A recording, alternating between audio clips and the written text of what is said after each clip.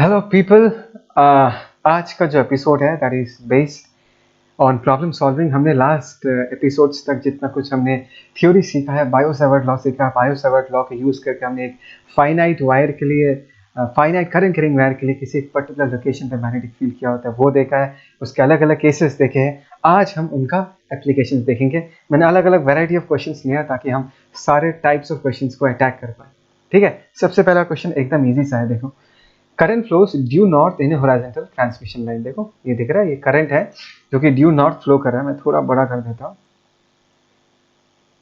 Magnetic field eight A point P vertically above it directed northward, southward, towards east, towards waste. मतलब इस P point में जो magnetic field होगा उसका direction किस तरफ होगा। ठीक है, चलो ये डिस्कस करते हैं। सबसे पहले मैं तुमको ये याद दिलाना चाहूंगा कि मैग्नेटिक फील्ड लाइन जो बनता है वो सर्कुलर लूप्स होते हैं। और किसके अबाउट वो सर्कुलर लूप बनता है? वो करंट कैरिंग सोर्स के अबाउट वो सर्कुलर लूप बनता है। अगर ये हमारा करंट कैरिंग वायर है, ध्यान से देखो, तो हमने टेक्निक क्या सीखा था? हमने ये टेक्निक सीखा था कि we need to put our thumb along the direction of current and curl our fingers. So if our fingers curl it will be in the shape of a circle. That means हमारा thumb जिस तरफ हम point कर रहे हैं that is along the conducting wire, जिस wire के along current flow कर रहा है, that will basically behave as an axis और उसके चारों तरफ कंसेंट्रिक लूप्स बनेगा। तो बात को समझो, मैं एक छोटा सा डायग्राम बना के शो करना चाहता हूँ। मतलब यहाँ पर अगर हमको फील्ड बनाना है तो this is the current carrying wire. If I put my thumb along this direction, if I curl my fingers, तो ऐसा कुछ सर्कल्स बनेगा। ट्राई टू अंडरस्टैंड, ऐसा कुछ सर्कल्स बनेगा। और एक बात को समझो, डायग्राम इतना अच्छा तो नहीं है लेकिन this will be the centre of this circle. मतलब जो करंट कैरिंग वायर है उसी लाइन पे हमारा सेंटर लाई करेगा। बात समझ में आ रहा है? अगर ऐसा है, ध्यान से देखो, यहाँ पर जो मैग्नेटिक फील्ड होगा it has to be tangential to the magnetic field line diagram. Is that clear? लेकिन डायरेक्शन किस तरफ? राइट की तरफ भी हो सकता है, लेफ्ट की तरफ भी हो सकता है। उसके लिए हमको फिर से अपना प्रॉपर रूल यूज करना है जहां पर हम अपने थंब को करंट की तरफ पॉइंट करते हैं। If you curl our fingers, ध्यान से देखो, if you put your thumb along the direction of current and if you curl our fingers, हमारा फिंगर्स कर्ल करके इस तरफ पॉइंट कर रहा होगा। सो this is the direction of magnetic field and it is Poynting eastwards. बात समझ में आ रहा है? पहली बात तो ये समझो कि ये जो करंट कैरिंग वायर है उसी में ही सेंटर लाई करेगा और उसके अबाउट गोल गोल लूप्स बनेंगे। और मैग्नेटिक फील्ड का डायरेक्शन किस तरफ है उसको पता करने के लिए you need to curl your fingers by putting your thumb along the direction of current, तो पता चल जाएगा। तो यहाँ पर आंसर क्या होगा? तो answer will be in this case eastwards. ठीक है, answer in this case will be equal to eastwards, towards east. इसको टिक करके रखते हैं, आगे बढ़ते हैं। ठीक है ना, let's move ahead. Let's see the next question हमारे लिए क्या है। So let us see the next question. Okay, अभी देखो ऐसा सीन है कि find the position of the point from the wire B. Wire B से हमको पोजीशन निकालना है, the net magnetic field is zero due to the following current distribution. देखो यहाँ पर जो करंट डिस्ट्रीब्यूशन दिया हुआ है, अच्छा, सबसे इंपॉर्टेंट बात यह है कि तुमको डायग्राम देख के पहले समझना पड़ेगा ये क्या दिख रहा है। तुमको क्या करंट कैरिंग वायर दिख रहा है? यस, तुमको करंट कैरिंग वायर दिख रहा है। और तुमको जो दिखाई दे रहा है that basically the cross section of the current carrying wires. बात समझ में आ रहा है? ये जो है A and B, this are basically cross section of the current carrying wire जो तुमको दिख रहा है। और यहाँ पर जो डॉट है उससे तुमको ये पता चल रहा है कि करंट जो है वो तुम्हारे तरफ आ रहा है, it is pointing towards you. B से भी जो करंट फ्लो कर रहा है इट इज पॉइंटिंग टुवर्ड्स। ठीक है, सेकेंडली हमको ये पता है कि अगर ये करंट कैरिंग वायर है तो इसके चारों तरफ सर्कुलर लूप्स के फॉर्म में होगा हमारा मैग्नेटिक फील्ड, जहां पर इस करंट कैरिंग वायर को एक्सिस माना जाएगा और इसके चारों तरफ मैग्नेटिक फील्ड लाइंस बनाएंगे। तो it will be something like this. Try to understand, ऐसा कुछ मैग्नेटिक फील्ड लाइंस बनेगा इसके चारों तरफ, है ना? आई होप सो तुमको ये समझ में आ रहा है। अच्छा, डायरेक्शन किस तरफ होगा? Just put your thumb along the direction of current and curl your fingers and the thumb should be Poynting towards you and if you curl your fingers, magnetic field का डायरेक्शन कुछ ऐसा होगा। यहाँ पर ऐसा होगा, यहाँ पर ऐसा होगा। बात समझ में आ रहा है? लेट अस से दिस इज P1 वेक्टर। हमको पूछा कि यहाँ पर कहाँ पर इस एक्सिस, ये जो डॉटेड लाइन दिख रहा है, इस डॉटेड लाइन के कौन से पोजीशन पे, बी से कितने डिस्टेंस पे हमको जीरो मैग्नेटिक फील्ड मिलेगा। तो एक बार ये देखते हैं कि बी जो है, बी के चारों तरफ भी सर्कुलर फॉर्म में ही मैग्नेटिक फील्ड लाइंस बनेगा। चलो मैं इसको एक मिनट, इसको सर्कल बनाने का कोशिश करता हूँ, देखता हूँ अच्छा सर्कल बनता है या नहीं। ये एक ऐसा मैग्नेटिक फील्ड लाइंस बनेगा। ट्राई टू अंडरस्टैंड, है ना? And what will be the direction, you put your thumb along the direction of current and curl your fingers, तो तुमको दिख जाएगा यहाँ पर बी वेक्टर का डायरेक्शन कुछ ऐसा, ठीक है ना।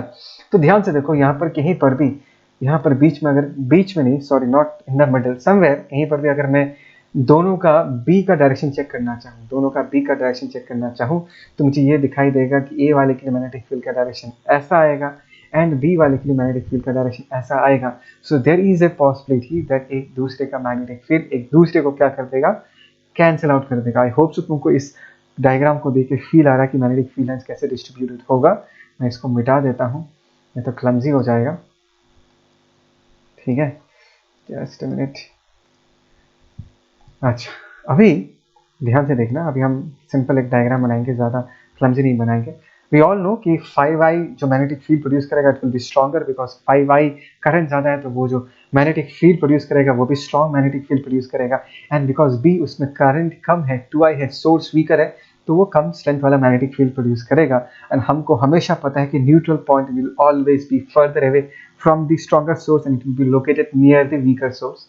तो लेट अस से समर हियर, लेट अस से b से कितने डिस्टेंस पे, मैंने माना b से कुछ x डिस्टेंस पे ये नल पॉइंट हमको मिलता है जहाँ पर रिजल्टेंट मैग्नेटिक फील्ड 0 है। तो ए के कारण जो मैग्नेटिक फील्ड बन रहा है, मैं यहाँ पर बना रहा हूँ, लेट अस से ए के कारण यहाँ पर मैग्नेटिक फील्ड बन रहा है, मैंने बी ए लिख के रखा है, और इस बी के लिए जो मैग्नेटिक फील्ड बन रहा होगा उसको मैंने यहाँ पर बना के रखा है, दिस इज बी बी, ठीक है ना। एंड वी नो दैट एक दूसरे के मैग्नेटिक फील्ड को ये क्या कर देगा, कैंसिल आउट कर देगा। इसको अगर मैंने x सेंटीमीटर्स माना तो ये रिमेनिंग डिस्टेंस कितना होगा, 6 माइनस x सेंटीमीटर्स। तो सिंपल है यार, इट्स वेरी सिंपल। अगर मुझे बी ए का वैल्यू लिखना है, ट्राई टू अंडरस्टैंड, एक मिनट, हाँ, अभी अगर मुझे बी ए का वैल्यू लिखना है, बी ए का वैल्यू हम क्या लिखेंगे, इन दोनों को हम इनफाइनाइट करंट कैरिंग वायर मानेंगे, बिकॉज फाइनाइट के बारे में कुछ बोला नहीं गया है, तो ऐसी सिचुएशन में हमेशा इनफाइनाइट मानना है।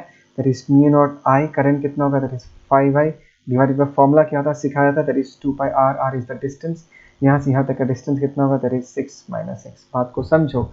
Similarly magnetic field due to the B वाला वायर कितना होगा, that is mu naught, current in this case is equal to what, 2i divided by 2 pi divided by 2 pi R, और R in this case in the distance क्या लिख सकते हैं हम, x लिख सकते हैं। और मुझे पता है कि एक दूसरे के मैग्नेटिक फील्ड को कैंसिल आउट कर देगा, so we know that B A should be equal to what, B B, which means अगर मैं इनका वैल्यूज पुट करूँ, यहाँ पर लिख देंगे mu naught 5i divided by, come on, that is 2 pi 6 minus x, और यहाँ पर क्या होगा, ध्यान से देखो, that is mu not 2i divided by 2 pi x. बात समझ में आ रहा है मैं क्या कह रहा हूँ, is that clear? So in this case, mu naught by 2 pi, mu naught by 2 pi will cancel out. I will get cancelled out. अगर मैं cross multiply करूँ, this is 5x and that is equal to, इसको cross multiply करूँ तो 12 minus 2x. तो let's see हमको क्या मिलेगा, इस तरह लिखा है, that is 7x that is equal to 12. तो x का वैल्यू कितना आएगा, x का वैल्यू आएगा that is 12 by 7 centimeters. And this is the correct answer. बहुत ही सिंपल प्रॉब्लम था। आई होप सो तुमको ये प्रॉब्लम समझ में आया, ठीक है। ओके, इसको कॉपी करो, फिर आगे बढ़ते हैं। अब बारी है नेक्स्ट क्वेश्चन का, देखते हैं।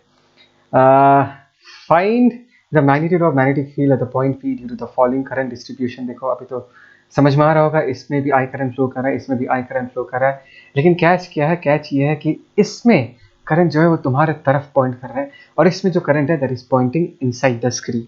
बात समझ में आ रहा है? Okay fine. अभी हमने सेकेंडली ये भी सीखा है कि ये करंट जो अपने करंट के कारण जो मैग्नेटिक फील्ड प्रोड्यूस करेगा, वो ये जो करंट कैरिंग वायर है इसके चारों तरफ गोल गोल लूप्स बनाएगा। तो अभी अगर मुझे इस पर्टिकुलर पॉइंट पे मैग्नेटिक फील्ड का डायरेक्शन चाहिए, ट्राई टू अंडरस्टैंड, तो इस करंट कैरिंग वायर को एग्जिस्ट मान के हम इसके चारों तरफ ऐसे एक सर्कल बना सकते हैं। ध्यान से देखो, इतना अच्छा बनेगा ही नहीं, चलो मैं एक बार डायग्राम को बड़ा कर देता हूँ। Let us say that means मैं इसको अपना सेंटर मानूंगा, इस आर को अपना रेडियस मानूंगा, रेडियस मान के अगर मैं सर्कल बनाऊं तो कैसा बनेगा देखते हैं। अच्छा चलो let me try, let us see, ऐसा कुछ सर्कल बनेगा। बात समझ में आ रहा है? It is because of this current carrying wire. And अगर हमको डायरेक्शन चाहिए, just put your thumb along the direction of current and curl your fingers। अगर कर्ल करोगे तो मैग्नेटिक फील्ड का डायरेक्शन कुछ ऐसा आएगा, दिख रहा है, जो कि ऑलरेडी यहाँ पर डायग्राम में दिया हुआ है, लेकिन मैं चाहता हूँ कि तुमको एक्जैक्टली पता चले कि इसी तरफ आएगा बी वेक्टर का डायरेक्शन। देखो यहाँ पर बी वेक्टर का डायरेक्शन आ रहा है, ठीक है, मैं इसको मिटा देता हूँ। Similarly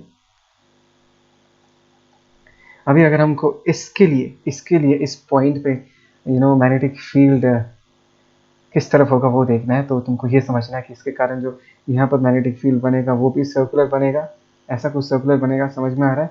with this as the centre and direction चाहिए, just put your thumb along the direction of current, है ना, just put your thumb along the direction of current and curl your fingers. If you curl your fingers, तुमको दिखाई देगा कि तुम्हारा fingers basically इस तरफ कर्ल कर रहा है, दैट मीन्स इस जगह पर मैग्नेटिक फील्ड का डायरेक्शन क्या होगा, ध्यान से देखो, it will be tangent to the circle. मेरा सर्कल अच्छा नहीं बना तो इसके ये जो पी है वो टेंजेंट नहीं दिख रहा, बट एक बात को समझो, इसको अगर मैं सेंटर मानता हूँ तो ये बन जाएगा रेडियस, तो टेंजेंट होगा क्या हमेशा इस रेडियस का परपेंडिकुलर, देखिए 90 डिग्री पे, है ना। मेरा सर्कल अच्छा नहीं बना इसलिए नहीं दिख रहा, बट ऐसे भी समझ सकते हो कि ये अगर सेंटर है, ये अगर रेडियस है, तो this is B vector, radius के परपेंडिकुलर होगा। Is that clear? अच्छा, अगर ये समझ में आ गया, so we are ready to solve the problem. क्योंकि ये समझना है कि ये जो दो बी दिख रहा है तुमको, they are actually perpendicular to the arc, मतलब इसके साथ 90 डिग्री बना रहा है, ये जो है ये भी इसके साथ क्या बना रहा है, 90 डिग्री बना रहा है। तो देखो ये थीटा थीटा गिवन है, ये अगर थीटा है तो ये एंगल कितना होगा, this angle is 90 minus theta. ये अगर 90 माइनस थीटा है तो ये पूरा एंगल भी तो 90 डिग्री है भाई। तो ये एंगल, चलो मैं लिख देता हूँ, 90 माइनस थीटा है, तो ये एंगल भी क्या होगा, थीटा होगा। सिमिलरली मैं ये भी शो कर सकता हूँ कि ये एंगल कितना होगा, थीटा होगा। बात समझ में आ रहा है नहीं आ रहा? मैं इसको मिटा देता हूँ, लेट मी, इसको क्लमजी नहीं करता, इसको मिटा देता हूँ, ऐसा थीटा थीटा होगा। अच्छा, ये अगर थीटा है तो बी का एक कॉम्पोनेंट इस तरफ आएगा, do you agree with this? इसका वैल्यू कितना होगा, बी कॉस थीटा, बी का दूसरा कॉम्पोनेंट इस तरफ आएगा, that will be B sine theta. Is that clear? Similarly अगर मैं इस बी को भी रिजॉल्व करूँ तो इस तरफ एक कॉम्पोनेंट आएगा, इसका वैल्यू कितना होगा, this is B cos theta, और इस तरफ और एक कॉम्पोनेंट आएगा, तो मैंने 2 लिख दिया। तो देखो ये और ये एक दूसरे को क्या कर देगा, कैंसल आउट कर देगा। बात को समझो, बात को समझो, ये दूसरे को क्या कर देगा, कैंसल आउट कर देगा। दैट मीन्स इस जगह पर अगर हमको रिजल्टेंट फील्ड लिखना है, क्या लिखना है, रिजल्टेंट फील्ड, तो वो क्या होगा, ट्राई टू अंडरस्टैंड। सो अभी अगर हमको रिजल्टेंट फील्ड निकालना है, that means B at the point P is nothing but equal to what, 2b sin theta, ठीक है ना। ये हो जाएगा, लेकिन सबसे पहले इस b का वैल्यू तो लिख ले, इस b का वैल्यू कितना होगा, and by symmetry you can easily से कि इस b का वैल्यू और इस b का वैल्यू क्या होगा, exactly same, because conditions exactly same है, दोनों करंट कैरिंग वायर में सेम अमाउंट ऑफ करंट है, डिस्टेंस r है, तो b का वैल्यू हम आराम से लिख सकते हैं। और b का वैल्यू जो क्या होगा, इसको हम इनफाइनाइट वायर मानेंगे, और इनफाइनाइट वायर के लिए b का वैल्यू कितना होता है, mu naught I by 2 pi r। तो म्यू नॉट करंट कितना है, that is i divided by 2 pi r। क्या होता है, that is the perpendicular distance. इस पॉइंट में अगर हमको फील्ड निकालना है तो इस वायर से परपेंडिकुलर डिस्टेंस, जो कि क्या होगा, r, तो हमने यहाँ पर r लिख के रखा। सो ये हो गया हमारा b का वैल्यू। बात समझ में आया? सिमिलरली अगर हमको यहाँ से साइन थीटा लिखना है, तो हम साइन थीटा क्या लिख सकते हैं, इस ट्राइंगल से, ध्यान से देखो, sine theta is equal to perpendicular by hypotenuse, तो हम क्या लिख सकते हैं, a बाई आर भी लिख सकते हैं। बस अभी वैल्यूज पुट कर देना, that is 2 into B, B की जगह हमने क्या लिख दिया, that is mu naught I divided by that is 2 pi r, हमने ये लिख दिया। एंड साइन थीटा की जगह हमने क्या लिख दिया, a बाई आर लिख दिया। तो देखो 2 गेट्स कैंसल आउट, और आंसर कितना आ जाएगा, इन this case mu naught I divided by what, mu naught I a divided by pi r square. So this is the resultant magnetic field at the point P. बात समझ आया मैंने क्या कहा? So this is the correct answer. देखते कौन सा option होगा in this case, mu naught I a by pi r square, in this case mu naught I a by pi r square. This is option A in this case. Yes, this is option A in this case. इसको mark करके रखते हैं. So this is option A. समझ में आ रहा है ना कि कैसे अप्लाई करना है, लाइन ऑफ थॉट कैसा है। अगर तुम्हारे पास एक करंट कैरिंग वायर है तो तुमको एकदम क्लियरली, बहुत आसानी से ये समझ में आ जाना चाहिए कि उस करंट कैरिंग वायर को एक्सिस्ट मानो और उसके चारों तरफ गोल गोल सर्कल्स बनाओ, वैसा दिखेगा मैग्नेटिक फील्ड। डायरेक्शन किस तरफ है, उसके तुमको अपना राइट हैंड थंब वाला रूल जो मैंने सिखाया था वो यूज करना पड़ेगा डायरेक्शन निकालने के लिए, ठीक है। चलो अभी आगे बढ़ते हैं, let's see the next question. Next में क्या है हमारे लिए, ओके, इस क्वेश्चन को देखते हैं।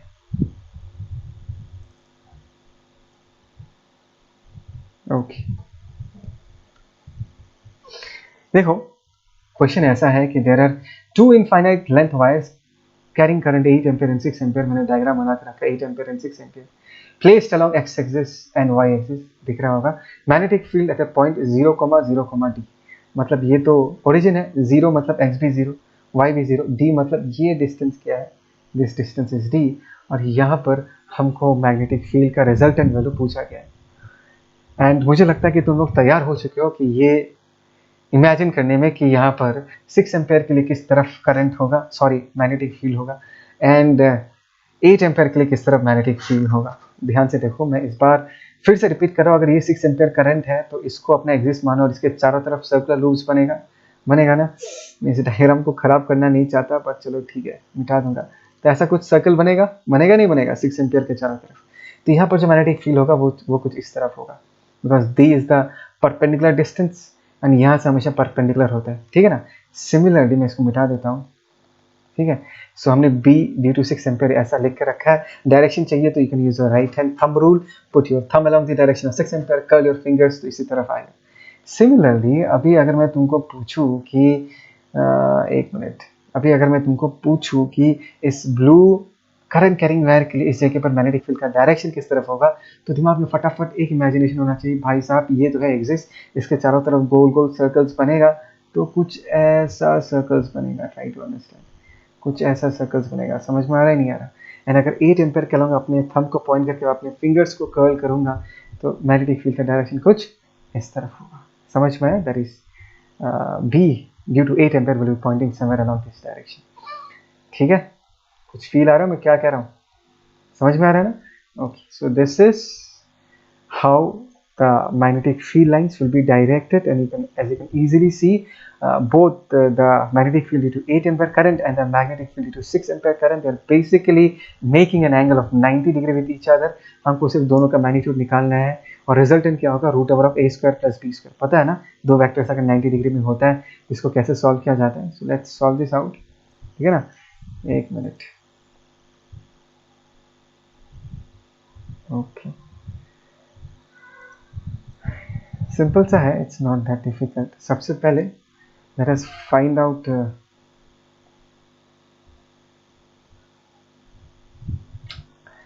current due to 6 ampere, sorry, magnetic field due to 6 ampere, and this is an infinitely long current carrying wire, so mu naught I केवल हम क्या लिख सकते हैं, 6 divided by 2 pi r, and r in this case is equal to what, t, ऐसा लिख सकते हैं।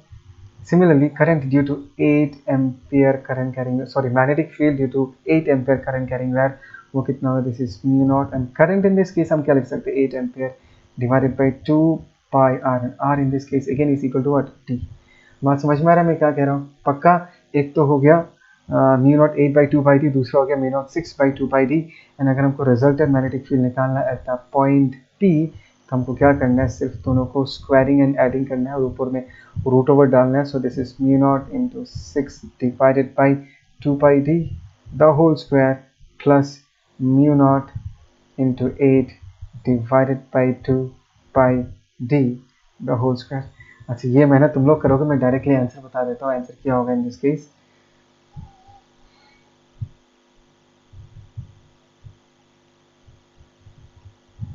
Just a minute. हाँ, इसको अगर सॉल्व करते हैं, सिंपल है, सॉल्व कर लेते हैं। मैं थोड़ा सा कंफ्यूजन आ गया था बिकॉज मुझे कैलकुलेशन थोड़ा गड़बड़ दिख रहा था जहाँ से मैंने ये क्वेश्चन लिया है। कोई नहीं, यहाँ पर mu naught by 2 pi d, इसको हम बाहर लिख सकते हैं, mu naught by 2 pi d, और कौन आएगा बाहर, root over of 6 square plus 8 square, 36 plus 64 100, मतलब 10 बाहर आएगा। दिस इज 2 5 10, और आंसर इन दिस केस क्या आ जाएगा, that is 5 mu naught divided by pi d, है ना। 5 mu naught divided by pi d, and option D is the correct option in this case. Is that clear? पक्का समझ आया? Okay, आगे बढ़ते हैं, नेक्स्ट वाले क्वेश्चन में जाते हैं। ये भी एकदम सिंपल क्वेश्चन है, जल्दी जल्दी सॉल्व करते हैं। देखो, an equilateral triangle of side A carries a current I, find out the magnetic field at a point B। ध्यान से देखो, यहाँ पर तुमको करंट का डायरेक्शन पे ध्यान देना है। If you see this diagram properly, इस डायग्राम को अगर ध्यान से देखेंगे तो याद रखना, P पॉइंट पे हमको मैग्नेटिक फील्ड निकालना है। किस पॉइंट पे मैग्नेटिक फील्ड निकालना है, we need to find out magnetic field at the point P। This is the question mark, और ये इक्विलेटरल ट्राइंगल है, मतलब हर एक साइड का वैल्यू क्या होगा, A होगा, और करंट इस तरफ फ्लो कर रहा है, दिख रहा है, current is basically flowing along this direction, ठीक है। अच्छा, यहाँ पर करंट के डायरेक्शन में थोड़ा लोचा है, करंट अगर ऐसा आएगा फिर ऐसा आएगा, तो करंट का डायरेक्शन कुछ ऐसा होना चाहिए यहाँ पर, ठीक है ना। The current direction should be something like this, okay. यार मैं इस क्वेश्चन को चेंज नहीं करता, let us not change the question, ठीक है। ऐसा भी हो सकता है कि यहाँ से करंट एंटर कर रहा है और कुछ पोर्शन इधर से जा रहा है, कुछ पोर्शन यहाँ से घूम के आ रहा है, समझ में आया। मतलब यहाँ से कंटर एंटर कर रहा है, यहाँ से जा रहा है और फिर यहाँ से घूम के यहाँ पर रिमेनिंग करंट आ रहा है। डेफिनेटली दोनों का वैल्यूज आई थिंक सो, चलो इसमें ज़्यादा दिमाग नहीं लगाते, जैसा डायरेक्शन दिया हुआ है वैसा ही करते हैं, बिकॉज इसमें कोई ज़्यादा फर्क पड़ने वाला नहीं है। देखो पॉइंट क्या है, मैं तुमको क्या सिखाना चाहता हूँ, मैं तुमको ये सिखाना चाहता हूँ कि अगर पी पॉइंट पे हमको मैग्नेटिक फील्ड निकालना है, मैंने तुमको इंपॉर्टेंट चीज़ सिखाया था कि अगर हमारे पास कोई करंट कैरिंग वायर है, उसके चारों तरफ गोल गोल सर्कुलर लूप्स के फॉर्म में मैग्नेटिक फील्ड होता है, लेकिन जिस लाइन में करंट कैरिंग वायर है उस लाइन के किसी भी पॉइंट में मैग्नेटिक फील्ड का वैल्यू हमेशा क्या होगा, जीरो। बात समझ आया। तो अभी अगर तुमको पूछो कि अगर ये मैं सेगमेंट 1 बुलाता हूँ, इसको मैं अगर सेगमेंट 2 बुलाता हूँ और इसको मैं अगर सेगमेंट 3 बुलाता हूँ, तो बात को समझो, पी जो पॉइंट है that is lying along the current carrying wire, right. और सेगमेंट 1 के कारण बी पॉइंट पे कोई मैग्नेटिक फील्ड प्रोड्यूस नहीं होगा, बिकॉज ये वाला जो करंट कैरिंग वायर है इसके चारों तरफ गोल गोल होकर मैग्नेटिक फील्ड होगा। तो ये जो पॉइंट है वो करंट कैरिंग वायर पे ही लाई करता है, करंट कैरिंग वायर पे ही लाई करता है, दैट मींस एक्सिस पे लाई करता है, तो वहां पर कोई मैग्नेटिक फील्ड नहीं होगा। सिमिलरली इस सेकेंड सेगमेंट के लिए पी पॉइंट पे कोई मैग्नेटिक फील्ड नहीं बनेगा, बिकॉज ये पी पॉइंट जो है वो करंट कैरिंग वायर के अलोंग ही लाई करता है।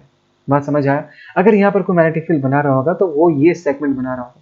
चलो ये हो गया हमारा सेगमेंट 3। सेगमेंट 3 के लिए हमको मैग्नेटिक फील्ड बताना है। एंड मैंने तुमको टेक्निक क्या सिखाया था, याद है तुमको क्या टेक्निक सिखाया था? मैंने सिखाया था कि लोड मत लो, जहाँ पर हमको मैग्नेटिक फील्ड बताना है वहाँ पर बैठ जाओ, ठीक है ना। वहाँ पर बैठ के ये देखो, this is the current segment, दिख रहा है ना, A B is the current segment, और ये हो गया horizontal line. Try to understand. तो यहाँ से इस वायर के एक एंड को लोकेट करने के लिए तुमको कितना एंगल घूमना पड़ रहा है, हॉरिजॉन्टल मतलब इस लाइन से कितना एंगल घूमना पड़ रहा है, 30 डिग्री घूमना पड़ रहा है। सिमिलरली इसी फाइनाइट करंट कैरिंग सेगमेंट के दूसरे एंड पॉइंट को बी को लोकेट करने के लिए यहाँ से कितना एंगल घूमना पड़ेगा, यहाँ से भी 30 डिग्री ही घूमना पड़ेगा। तो देखो यहाँ पर कंफ्यूजन क्रिएट हो सकता है, इसलिए मैं तुमको यही सिखाया कि जिस जगह पर हमको मैग्नेटिक फील्ड निकालना है उस जगह पर बैठ जाओ, बैठ के जो तुम्हारा लाइन ऑफ साइट है वहां से कितना ऊपर या कितना एंगल घूमना पड़ रहा है एक एंड को लोकेट करने के लिए, वो तुम्हारा अल्फा होगा, और दूसरे एंड को लोकेट करने के लिए कितना एंगल घूमना पड़ा वो तुम्हारा बीटा होगा। तो इस कहानी में अल्फा एंड बीटा दोनों का वैल्यू कितना होगा, 30 डिग्री। सेकेंडली ये जो पी पॉइंट है, पी पॉइंट इस ए बी वाले वायर से कितने परपेंडिकुलर डिस्टेंस पे दिख रहा है, ये जो डिस्टेंस है ये कितना होगा, a√3/2। ये लेंथ ए है, ये अगर 60 है तो ये कंपोनेंट कितना होगा, a√3/2। दैट मीन जो परपेंडिकुलर डिस्टेंस है उसको हम क्या लिख सकते हैं, that is a√3/2। That means now we are ready to solve the problem. अगर हम प्रॉब्लम सॉल्व करेंगे इस ए बी सेगमेंट के लिए, magnetic field due to the A B वाला सेगमेंट वो कितना होगा वो लिख के रखते हैं, and that is mu naught, current कितना होगा, आई डिवाइडेड बाई, तुमको फॉर्मूला याद रखना है, that is 4πr। r is a perpendicular distance in this case and it is equal to a√3/2, a√3/2, ठीक है ना, into sine alpha plus sine beta, मतलब 2 times of sine 30, and sine 30 को क्या लिख सकते हैं, हम हाफ लिख सकते हैं। तो ये हाफ इस हाफ को मार देगा, ये 2 2 4 हो जाएगा। यहाँ पर फाइनली आंसर कितना आएगा, ध्यान से देखो, this is mu naught I and नीचे क्या आ जाएगा, that is 2πa√3। Is that clear? Mu naught I by 2πa√3, yes this is the correct answer, ठीक है ना, this is the correct answer. Mark भी कर देते ऑप्शंस में, mu naught I by 2πa√3, mu naught I by 2πa√3, मतलब this is the correct answer, ठीक है। समझ में आ रहा है ना। यहाँ पर हमने एक इंपॉर्टेंट चीज यही सीखा है कि जिस तरफ करंट कैरिंग वायर है उसी लाइन के अलॉन्ग या उसी एक्सिस पे अगर तुम किसी जगह पर मैग्नेटिक फील्ड पूछोगे उसका वैल्यू हमेशा क्या होगा, जीरो होगा। ये बात मैंने पहले जब थ्योरी समझाया था तभी भी मैंने बहुत बार स्ट्रेस किया, इस बात को अच्छे से समझ के रखना, ठीक है। ओके, इसको कॉपी करो। ये नेक्स्ट क्वेश्चन देखते हैं। Figure shows a square loop of edge length a. देखो figure shows a square loop of edge length a, ठीक है, स्क्वायर लूप दिख रहा है। The resistance of the wire ABC is R and that of the wire ADC is 2R। चलो मैं लिख के रखता हूँ यहाँ पर, ADC का रेजिस्टेंस कितना है, ADC का रेजिस्टेंस 2R है, एंड ABC वाले सेगमेंट का रेजिस्टेंस कितना R है, ठीक है ना।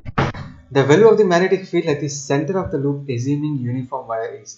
इस लूप के सेंटर में रिजल्टेंट कितना मैग्नेटिक फील्ड होगा उसके ऊपर कमेंट किया गया है। एक बात को समझो कि मैग्नेटिक फील्ड को बनाता कौन है, मैग्नेटिक फील्ड को बनाता है current carrying wire, is that clear? Okay, तो सबसे पहले हमको ये निकालना है कि देखो यहाँ से आई करंट आ रहा है, और आई करंट जब इस ए जंक्शन पे पहुंचेगा तो करंट डेफिनेटली डिस्ट्रीब्यूट होगा, डिवाइड होगा।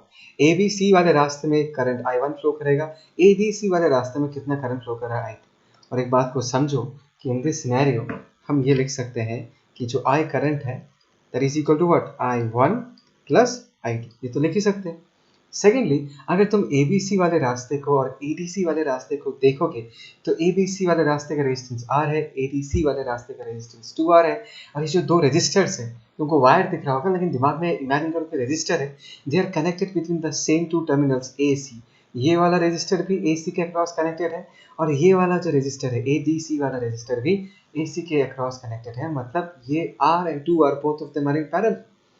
दैट मीन्स हमको पता है कि अगर V equal to I R होता है, एंड अगर V दोनों के लिए सेम है because both of them are in parallel, so current will be distributed in the inverse ratio of resistance.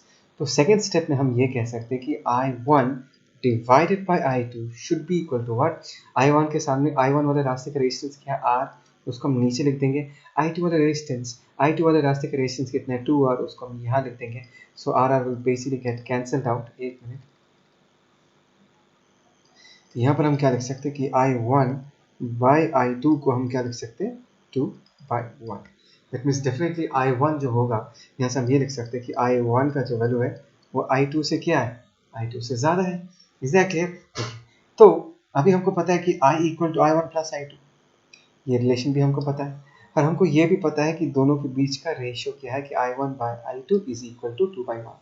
तो यहाँ से अगर हम I1 निकालना चाहें, कैसे निकालेंगे, मैंने सिखाया था 2 divided by 2 plus 1, 2 divided by 2 plus 1 of the total current that is I, तो कितना आएगा 2/3 टाइम्स ऑफ I। बात समझ आया? सिमिलरली अगर हमको I2 निकालना है, I2 का वैल्यू कितना होगा 1 divided by 2 plus 1 of the total current that is I, in this case 1/3 times of I। तो हमने करंट निकाल लिया, ठीक है ना, I1 I2 करंट निकाल दिया, और यहाँ पर क्लियरली विजिबल है कि I1 का जो वैल्यू I2 से क्या है वो ज़्यादा है। अच्छा, अभी हमको मैग्नेटिक फील्ड का वैल्यू निकालना है। अभी इसको करें कैसे, उसको ध्यान से देखो, इस पिक्चर को देखो, ट्राई टू अंडरस्टैंड, ठीक है। तो यू नीड टू अंडरस्टैंड कि ये जो सेक्शन है ए बी सी, इसको हम पार्ट बाय पार्ट देखते हैं। सबसे पहले हम ए बी का कंट्रीब्यूशन देखेंगे सेंटर पे, फिर हम बी सी का कंट्रीब्यूशन देखेंगे सेंटर पे। और एक बात को समझो कि ए बी का जितना कंट्रीब्यूशन बनेगा ओ पे, बी सी का भी मैग्नेटिक फील्ड का उतना ही कंट्रीब्यूशन बनेगा ओ पे, बिकॉज दोनों चीज़ ए बी वाला सेगमेंट एंड बी सी वाला सेगमेंट एग्जैक्टली सेम है, डिस्टेंसेस सेम है, दोनों के पास सेम अमाउंट ऑफ करंट है। तो मैं सिर्फ ए बी वाले सेगमेंट के लिए कितना कंट्रीब्यूशन आता है वो देख लेता हूँ, ठीक है ना। तो ट्राई टू अंडरस्टैंड, इस डायग्राम को ध्यान से देखो, this is the A B वाला सेगमेंट और मुझे पॉइंट ओ पे का निकालना है मैग्नेटिक फील्ड। तो मैंने हमेशा क्या कहा है कि पॉइंट ओ में अपने आप इमेजिन करो, पॉइंट ओ में बैठे हुए हो, और एक मिनट, पॉइंट ओ में बैठे हुए हो, और अगर पॉइंट ओ में बैठे हुए हो तो पहले ये बताओ कि ओ का ए बी वायर से परपेंडिकुलर डिस्टेंस कितना है, दैट इज a/√2, बिकॉज ये स्क्वायर है, ए लेंथ है, तो ये डिस्टेंस कितना होगा a/√2। क्लियर? सेकेंडली, अगर तुम इस पॉइंट पे बैठ के बी पॉइंट को लोकेट करना चाहोगे तो कितना एंगल घूमना पड़ेगा, ये एंगल कितना होगा, obviously this will be 45 degree. और यहाँ बैठ के इस हॉरिजॉन्टल से अगर अपनी लाइन ऑफ साइट को घुमा के एक पॉइंट को लोकेट करना चाहोगे तो इसका एंगल का वैल्यू भी कितना होगा 45 डिग्री। Is that clear? बात समझ आया? तो अभी इस ए बी वाले सेगमेंट के लिए ट्राई टू अंडरस्टैंड, अभी अगर इस ए बी वाले सेगमेंट के लिए मुझे ये निकालना है कि मैग्नेटिक फील्ड कितना होगा, वो हम करते हैं, एक बार निकाल के देखते हैं। आई होप सो तुमको ये डायग्राम मैंने थोड़ा बड़ा करके दिखाया ताकि तुमको अच्छे से दिखाई दे कि एक्चुअली हो क्या रहा है। तो इन दिस केस मैं काम करता हूँ कि मैं यहाँ लिखता हूँ। अभी अगर मैं तुमको पूछता हूँ, तुमको ये समझना है कि सबसे पहले magnetic field due to the section A B is equal to magnetic field due to the section B C, दोनों का मैग्नीट्यूड क्या होगा, सेम होगा। इस बात को समझो। तो ए बी के लिए कितना होगा, as because it is a finite wire, हमको फॉर्मूला पता है, that is mu naught I1 divided by क्या होगा 4 pi, and perpendicular distance in this case हम क्या लिख सकते हैं, that is a/2 bracket sin alpha plus sin beta, in this case sin 45 plus sin 45, that is 2 times of sin 45, that is 2 times of sin 45, and sin 45 को हम क्या लिख सकते हैं 1/√2 लिख सकते हैं। ध्यान से देखो क्या क्या आएगा यहाँ पर, ये 2 इस 2 को यहाँ पर 2 बच जाएगा, यहाँ पर √2, यहाँ पर एक √2 बचा रहेगा। तो यहाँ पर वैल्यू कितना आएगा, ध्यान से देखो अच्छा, ऊपर एक रूट 2 बचा हुआ है, नीचे भी एक रूट 2 बचा हुआ है, तो ये रूट 2 यहाँ पर कट जाएगा, तो यहाँ पर एक रूट 2 बचा रहेगा। तो ऊपर क्या बच रहा है ध्यान से देखो, that is mu naught I one divided by, देखते हैं म्यू नॉट आई वन, ऊपर और कुछ नहीं बचा, और नीचे क्या बचा, root 2 pi A, that is root 2 pi A, है ना, root 2 pi A. So this is the value of magnetic field due to the section A B और बी सी। अभी अगर मैं तुमको पूछता हूँ what is the magnetic field due to the entire section A B C, तुम क्या करोगे, वो simply add up magnetic field due to the section A B plus magnetic field due to the section B C, जिसका 2 times होगा, that is 2 times of mu naught I one divided by root 2 pi A root 2। ये cancel out हो जाएगा, यहाँ पर एक root 2 बच जाएगा, तो यहाँ पर क्या बचेगा ध्यान से देखो, that is root 2 mu naught, नीचे क्या आएगा कमन, पाई ए, एंड आई वन की जगह हम लोग क्या लिख सकते हैं, आई वन की जगह मैंने यहाँ पर लिख के रखा है आई वन का वैल्यू, देखो आई वन का वैल्यू है कितना, 2i/3, तो यहाँ पर हम 2i/3 लिख सकते हैं।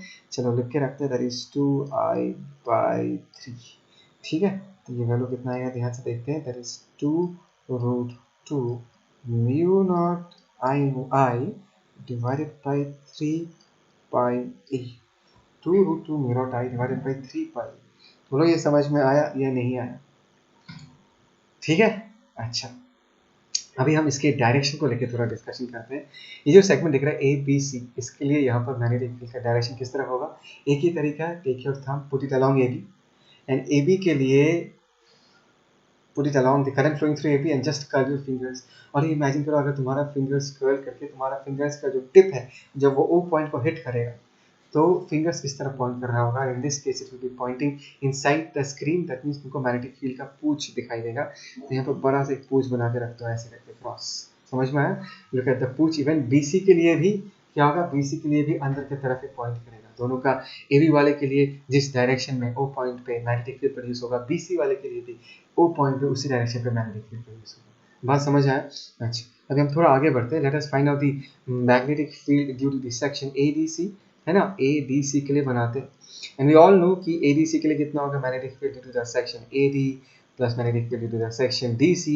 लेकिन मैं इस बार इतना मेहनत नहीं करूँगा, बिकॉज ध्यान से देखो ADC एंड ABC वाला सेगमेंट एग्जैक्टली सेम है, मतलब प्लेसमेंट में, डिस्टेंस में, सिर्फ करंट का फर्क है। मतलब अगर मैं कैलकुलेशन करूँगा तो ऐसा ही कुछ टर्म आएगा, दिख रहा है ये टर्म, यही टर्म आएगा, सिर्फ I1 की जगह हमको क्या लिखना है, I2 लिखना है, it will save us a lot of time. तो हम क्या लिखते हैं, that is root 2 mu naught divided by, नीचे कितना है भाई साहब, पाई ए, और यहाँ पर हम क्या लिख देंगे इन दिस केस, यहाँ पर हम I2 लिख देंगे और I2 का वैल्यू पुट करते हैं, that is root 2 mu naught divided by what, pi a, और I2 का वैल्यू अगर मैं पुट करूँ कितना होगा, I/3, ठीक है ना। तो ये हो गया हमारा एक्सप्रेशन, एंड क्लियरली दिख रहा है, मैं लिख लेता हूँ अच्छे से, that is root 2 mu naught I divided by 3 pi ए।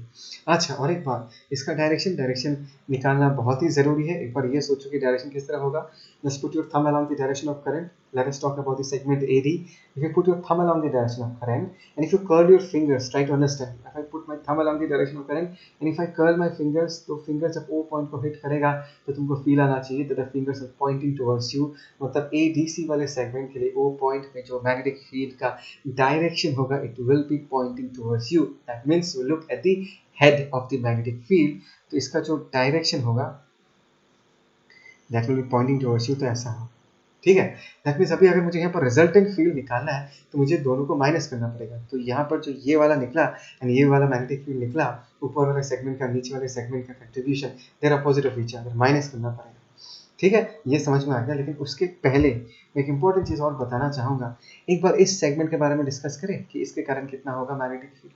ये जो सेगमेंट है इसके कारण O पॉइंट पे कोई मैग्नेटिक फील्ड नहीं होगा, और इस सेगमेंट के लिए भी O पॉइंट पे कोई मैग्नेटिक फील्ड नहीं होगा, बिकॉज मैंने बार बार कहा है O पॉइंट जो है ये इस करंट के डायरेक्शन में ही लाई करता है, ये करंट जिस तरफ फ्लो कर रहा है उसी तरफ लाई करता है, और हमको पता है कि इस वायर के चारों तरफ गोल गोल मैग्नेटिक फील्ड लाइंस होता है। करंट जिस तरफ फ्लो करता है उस लाइन के अलावा, उस पर्टिकुलर एक्सिस के अलावा हर जगह मैग्नेटिक फील्ड का वैल्यू क्या होगा, जीरो। तो इस सेगमेंट का कंट्रीब्यूशन और इस सेगमेंट का कंट्रीब्यूशन क्या होगा, जीरो होगा। समझ में आया। So we can ignore this segment. तो जो भी कंट्रीब्यूशन बनेगा वो ABC और ADC के लिए बनेगा, जो मैंने ऑलरेडी निकाल के रखा है। तभी अगर हमको रिजल्टेंट फील्ड चाहिए, राइट अंडरस्टैंड रिजल्टेंट फील्ड, ध्यान से देखो ऑब्वियसली एबीसी वाला इसका मैग्नीट्यूड ज़्यादा है इससे, तो हम क्या करेंगे, we will find out the resultant magnetic field by subtracting the magnetic field due to the segment ABC minus magnetic field due to the section ADC। अगर माइनस करते हैं तो क्या आएगा, ध्यान से देखो, दिस इज 2√2, बाकी तो ठीक ही है, माइनस करूंगा तो बचेगा सिर्फ √2। ध्यान से देखो, दैट इज √2 म्यू नॉट आई, ध्यान से देखो, divided by what 3 pi A. Direction obviously ABC जीता है, और एबीसी वाले का डायरेक्शन क्या है, क्रॉस है, तो डायरेक्शन होगा इट विल बी क्रॉस, मतलब ओ पॉइंट में जो रिजल्टेंट मैग्नेटिक फील्ड तुमको दिखाई देगा उसका पूछ तुमको दिखाई देगा, the field will be pointing inside the sheet.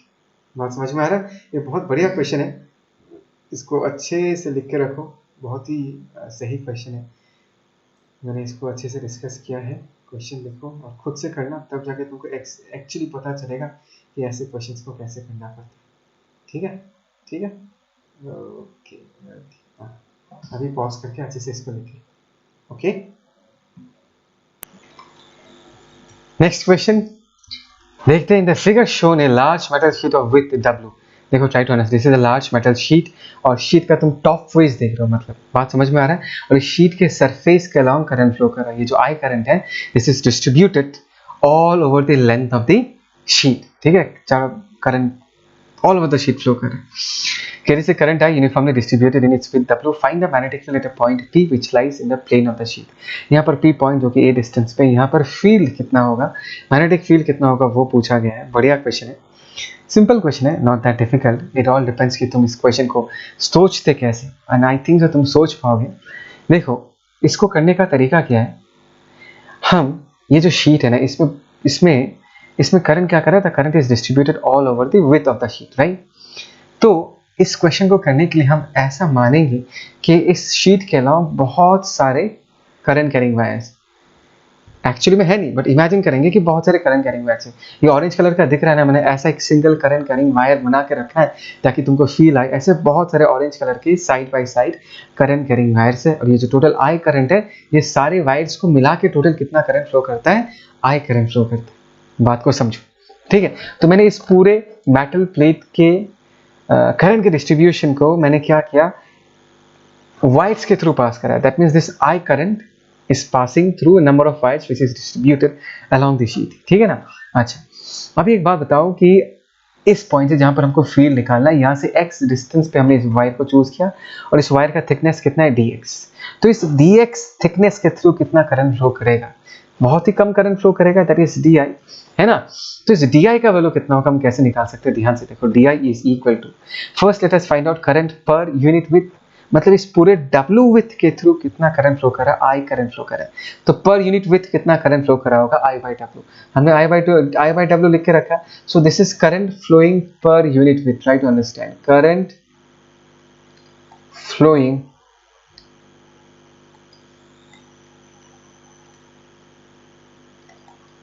पर यूनिट विथ, ठीक है ना। और हमको ये जो हमने करंट कैरिंग वायर माना है, इस वायर का थिकनेस कितना है, dx। तो dx के थ्रू कितना पास कर रहा होगा, इनटू dx कर दो।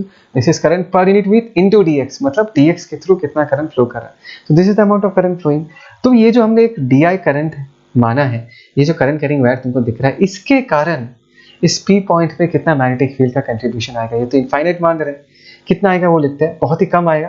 डायरेक्शन किस तरफ होगा, you can always find it out, put your thumb along the direction of current and curl your fingers. और तुम्हारा फिंगर्स अगर कर्ल करके तुम्हारा फिंगर्स का टिप जब P पॉइंट को हिट करेगा, come on put your thumb and curl your fingers, जब P पॉइंट को हिट करेगा, it will be pointing inside. That means यहाँ पर जो मैग्नेटिक फील्ड का डायरेक्शन होगा उसका पूछ दिखाई देगा। तो यहाँ पर जो मैग्नेटिक फील्ड होगा dB, उसका वैल्यू कितना होगा, ध्यान से देखो, this is an infinite wire consider करेंगे। और फॉर्मूला क्या था, mu naught I by 2 pi r, लेकिन करंट यहाँ पर I नहीं है, क्या है, di divided by 2 pi r। Distance क्या है, वायर से इस पॉइंट का डिस्टेंस, दैट इज x, ठीक है ना।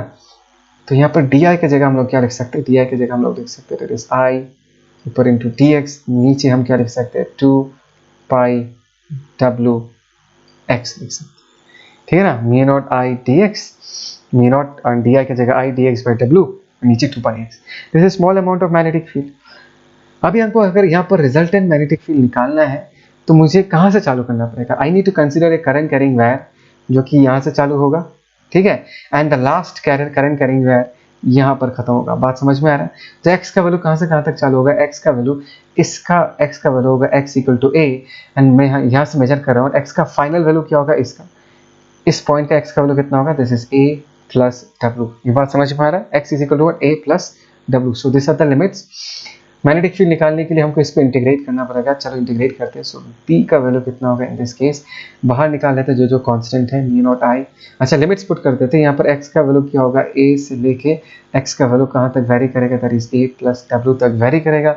म्यू नॉट i नीचे क्या होगा? 2 पाई w, that is 2 pi w हमने बाहर रख दिया और इंटीग्रेशन ऑफ किया गया, that is dx by x। और लिमिट्स क्या होगा? a से लेके कहाँ तक? a प्लस w तक। बस इस पूरे क्वेश्चन का जो मेन पॉइंट है वो ऐसा है कि इस पूरे शीट को number of current carrying wires में डिवाइड करके फील्ड निकालना, ठीक है ना? It's very simple. dx by x क्या होता है? ln x, है ना? ln x mu naught i divided by what? 2 pi w, ठीक है। ln x क्या होगा? ln x के जगह मैं डायरेक्टली लिमिट्स पुट करता हूँ। अपर लिमिट क्या होगा? a plus w divided by lower limit क्या होगा? a। Actually ln a minus ln b होता है। ln upper limit minus ln lower limit, और ln a minus ln b को ln a बाई b लिख सकते हैं, इसलिए हमने डायरेक्टली इसको लिख दिया। बात समझ आ रहा है मैं क्या करूँ? So this is the correct answer in this case. So this is the correct answer in this case. So this is how we find out the magnetic field due to this sheet, ठीक है? समझ आया? पक्का? मैं थोड़ा इसको बड़ा कर देता हूँ, इसको अच्छे से कॉपी करके रखो। एक मिनट, इस क्वेश्चन को अच्छे से कॉपी करके रखो। चलो ठीक है, कॉपी करो। ये भी एक बढ़िया क्वेश्चन है, देखो। A long straight wire carrying a current I, दिख रहा है करंट आई ऐसा आ रहा है फिर ऐसा जा रहा है, बहुत अच्छा क्वेश्चन है। Is bend at its mid point two form an angle of 45 degree, यहाँ पर 45 डिग्री बन रहा है। Find the induction of magnetic field, मतलब मैग्नेटिक फील्ड निकालो एट द पॉइंट पी, ठीक है? फाइन, चलेगा। थोड़ा सा हम यहाँ पर मेहनत करेंगे, थोड़ा सा डायग्राम बनाएंगे।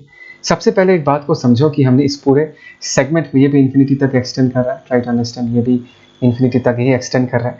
तो ए बी वाले सेक्शन के लिए पी पॉइंट पे कोई मैग्नेटिक फील्ड नहीं होगा। Magnetic field due to the section A B at P will be equal to 0, and I hope so तुमको अब तक रीजन पता चल चुका है, बिकॉज ए बी जिस लाइन के अलाउंग है पी भी उसी लाइन में लाई करता है, तो इस कारण पी पॉइंट पे ए बी के कारण को मैग्नेटिक फील्ड नहीं आएगा, ठीक है? अब अगर मैं एसी वाला सेगमेंट देखूं तो एसी वाला जो सेगमेंट है पी जो है उसके सामने नहीं है, तो हमको क्या करना है? हमको थोड़ा सा मेहनत करना है। मैं दिखाता हूँ क्या मेहनत करना है। हम क्या करेंगे, इस सेगमेंट को थोड़ा सा एक्सटेंड कर देंगे, ठीक है ना? थोड़ा सा एक्सटेंड करते हैं, मैं दिखाता हूँ कैसे। थोड़ा सा मेहनत करेंगे। लेट्स से कि हमने इसको एक्सटेंड कर दिया, ठीक है? एक्सटेंड कर दिया। अभी हम क्या करते हैं, ध्यान से देखना। पी पॉइंट है, ये चीज़ मैंने पहले भी कराया था, और पी पॉइंट से हमने क्या किया, यहाँ पर एक परपेंडिकुलर ड्रॉप कर दिया। ये नया नहीं है, ये डिस्कशन मैंने ऑलरेडी कर लिया। ये परपेंडिकुलर ड्रॉप कर लिया, तो पी पॉइंट पे हमको मैग्नेटिक फील्ड निकालना है। एक्चुअली सेक्शन एसी है, और मैंने इसको एक्सटेंड करके कहाँ तक एक्सटेंड कर दिया, जैसे से CAD तक एक्सटेंड कर दिया। AD एक्चुअली में कुछ, there is no current carrying wire, right? और AD हमने इमेजिन कर लिया कि चलो AD भी एक करंट कैरिंग वायर है, ऐसा ही करंट कैरी कर रहा है, बट एक्चुअली में ऐसा नहीं है, ठीक है? तो सबसे पहले देखो, ये 45 डिग्री है, ये भी 45 डिग्री होगा, है ना? तो ये भी 45 डिग्री होगा, बिकॉज ये तो 90 डिग्री है। सो I can say in this case, अगर ये R लेंथ है तो PD वाले लेंथ का वैल्यू कितना होगा? That is R cos 45। तो यहाँ पर हम R बाई रूट 2 लिख सकते हैं। कंपोनेंट में ब्रेक करके R का कंपोनेंट, ये जो PA है, PA का कंपोनेंट इस तरफ क्या होगा? PD होगा। That means R cos 45 is R by root 2। That means ये जो मैंने इमेजिनरी इनफाइनाइट वायर बनाया है CAD, इसके एक एंड पॉइंट के सामने जो P पॉइंट लोकेटेड है, उसका परपेंडिकुलर डिस्टेंस कितना है? R by root 2। बात को समझो, ठीक है? अभी हम फटाफट क्या करेंगे, let us find out the magnetic field due to this entire section, that is DAC। बोलना नहीं है, एक्चुअली इन्फिनिटी तक एक्सटेंड करता है। और तरीका क्या था? तरीका ये था कि यहाँ पर बैठ जाओ, बैठ गया मैं, और फॉर्मूला क्या था? Mu naught I by 4 pi perpendicular distance कितना, that is R pi root 2, ठीक है ना? And sine alpha plus sine beta. Alpha यहाँ बैठ के इसके टॉप पॉइंट को अगर लोकेट करना चाहूँगा तो हॉरिजॉन्टल से 90 डिग्री घूमना पड़ेगा, बिकॉज ये इन्फिनिटी तक एक्सटेंड करता है। तो 90 डिग्री घूमूंगा तो एक क्या होगा? साइन 90, प्लस दूसरा क्या होगा साइन, यहाँ बैठ के पी पॉइंट में बैठ के D is the bottom point, तो डी को लोकेट करने के लिए तुमको पी डी से डेविएट करना नहीं पड़ता, उसी लाइन पे लोकेटेड है, तो ये कितना हो जाएगा 0 डिग्री। तो इसका वैल्यू कितना होगा ध्यान से देखते हैं, इसका वैल्यू क्या होगा देखते हैं, √2 sin 91 है, 1 + 0 = 1, तो √2 ऊपर चला गया, सो this is √2 μ0I divided by नीचे हम क्या लिख सकते हैं 4πr। ये नया चीज़ नहीं है भाई, ये हमने ऑलरेडी कर लिया है, ठीक है। सिमिलरली अभी अगर हम ये निकालना चाहते हैं, और is the magnetic field due to the section AD, यही टेक्निक यूज करेंगे, μ0I बाई 4π, परपेंडिकुलर डिस्टेंस क्या है r/√2 साइन ऑफ। अभी सिर्फ AD के बारे में इमेजिन करो, अगर यहाँ बैठोगे, ये हो गया हमारा रेफरेंस लाइन, A को लोकेट करने के लिए कितना एंगल घूमना पड़ रहा है 45 degree, that is sine 45, and D को लोकेट करने के लिए कितना एंगल घूमना पड़ रहा है 0 डिग्री, तो ये कितना हो जाएगा, दिस इज साइन 0 डिग्री। बात समझ में आ रहा है? ओके, तो यहाँ पर हम √2 sin 45 इज 1/√2, तो √2 ऊपर लेके चला जाता हूँ, दिस इज √2 μ0I बाई नीचे क्या होगा, that is 4πr, and sin 45 की जगह हम लोग क्या लिख सकते हैं 1/√2 लिख सकते हैं, √2 गेट्स कैंसल्ड आउट, और यहाँ पर क्या बचेगा μ0I बाई 4πr, ठीक है। तो अभी अगर हमको रिजल्टेंट मैग्नेटिक फील्ड निकालना है, ट्राई टू अंडरस्टैंड, अभी अगर हमको रिजल्टेंट मैग्नेटिक फील्ड निकालना है तो हमको क्या करना है, ये जो इनफाइनाइट वायर हमने इमेजिन किया है, उससे हमको AD वाले सेक्शन को क्या करना है माइनस करते हैं ना, तो ठीक है। So magnetic field due to this section AC is equal to क्या होगा, magnetic field due to this section CAD, CAD के लिए हमने ऑलरेडी निकाल लिया यहाँ पर, या DAC मैंने लिख के रखा है, minus magnetic field due to the section AD, बस दोनों को माइनस करोगे आराम से निकल जाएगा।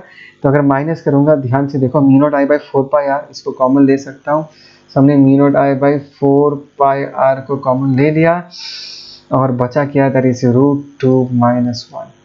बात समझ आ रहा है मैं क्या कह रहा हूँ? Okay, that is μ0I by 4πr √2 - 1, so this is the correct answer. ये नया चीज नहीं है, हमने ऑलरेडी डिस्कस किया है पहले, ठीक है ना। बस यही था, इतना ही बताना था।